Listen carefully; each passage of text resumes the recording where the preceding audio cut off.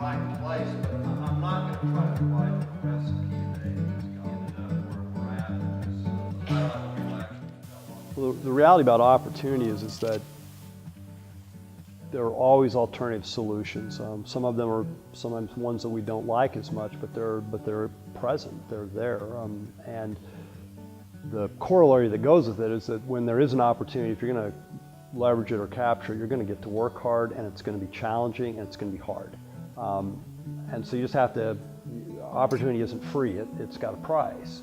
And so you've got to make the decision, am I willing to pay that price? And when we find people who are willing to take that price, I mean, I think then you find opportunity by doing these things. One, taking a look at your resource, your inventory of physical resources, fiscal resources, human resources, livestock and agricultural resources, your community resources, and taking a look at that block of inputs and saying, what could we do with this that we're not doing today?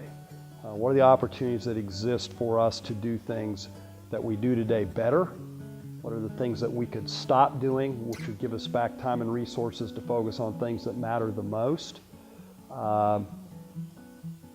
And what things could we start that would be brand new that might in fact either improve our profitability, quality of our life, or the ease at which we function as an organization. So I think it's literally that taking time away from the doing to ask what could be done. I think that's the key thing in knowing the ball you're chasing, and if you chase a specific trait as a cattle producer, I'm just going to make my cattle big. You can chase that ball, but there are downside consequences of chasing that ball. So know the ball you're chasing and know what happens when you do it. As a native Coloradan and now working at the University of Nebraska with lots of really innovative thinkers in agriculture in Nebraska, it's just such a pleasure to be in Kentucky, to learn how this industry has done such a great job of leveraging education and technology and the tobacco money in a way that created real value for people. I've had, I cannot tell you how many times today people have come up and talked with this almost emotion in their voices about the power of how their business has changed as a result of having access to good education, good tools, and good programs. And so I think Kentucky's a remarkable state, phenomenal industry here, a story in both individual and community level that I think is a model for the rest of the country, and I hope Kentucky will do a good job of bragging about itself because it's built a wonderful beef cattle network. Early on, which would have been back in the mid-'80s or so, we didn't have routine DNA techniques in most animal sciences labs. We used genetic markers that were based on proteins that had been known for quite some time, but there was very limited numbers of them in the tens or teens. And we were trying to accomplish probably fairly grandiose ideas about how we could use those markers to predict the genetic merit of an individual.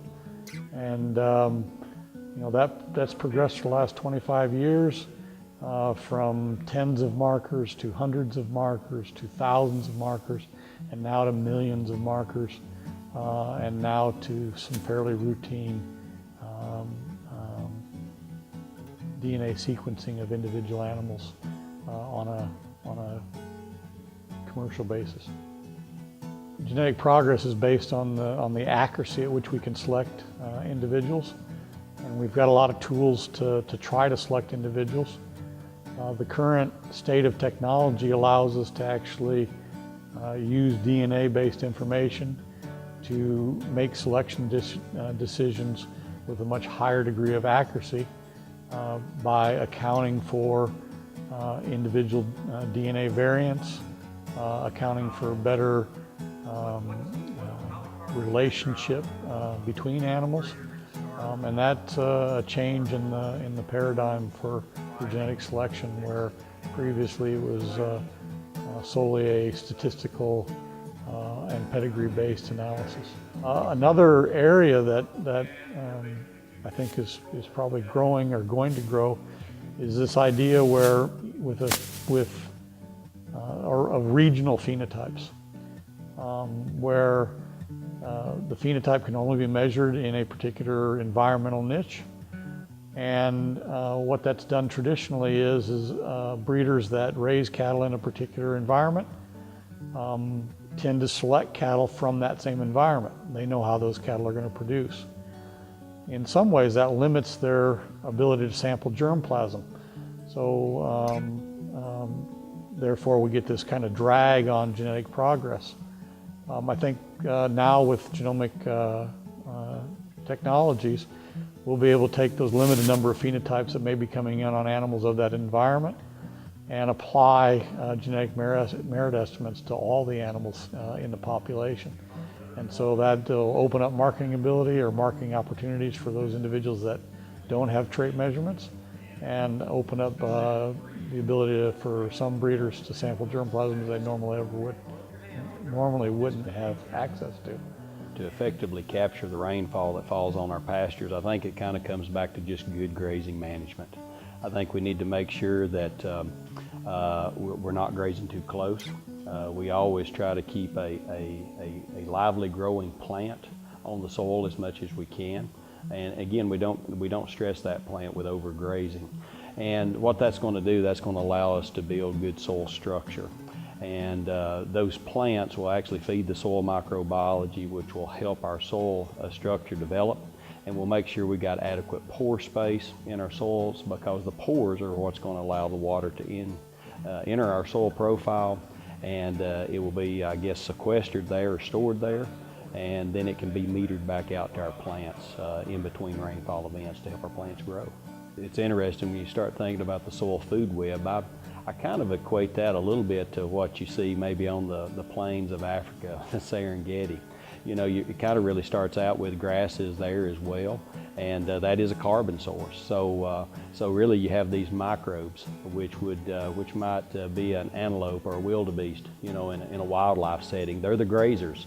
They go in and they break down the plant residue, and then they're consumed, if you will, by maybe a higher level predator, you know, maybe a wild dog or a lion or a cheetah or something of that nature.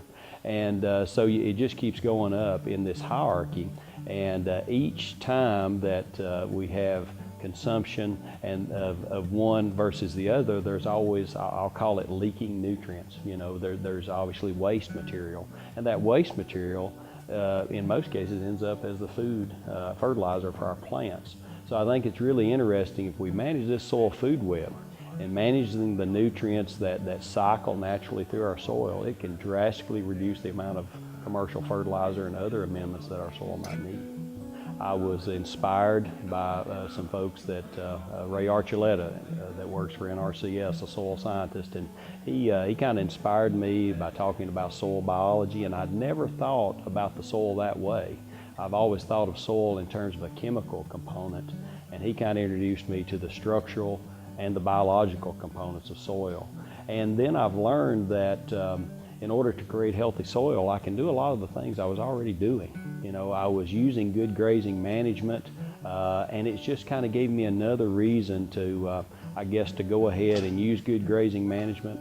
In our operation, we have included some different types of forages, like annual forages, which can be used as a primer because they've got massive root systems that can really jumpstart and stimulate the soil microbiological process.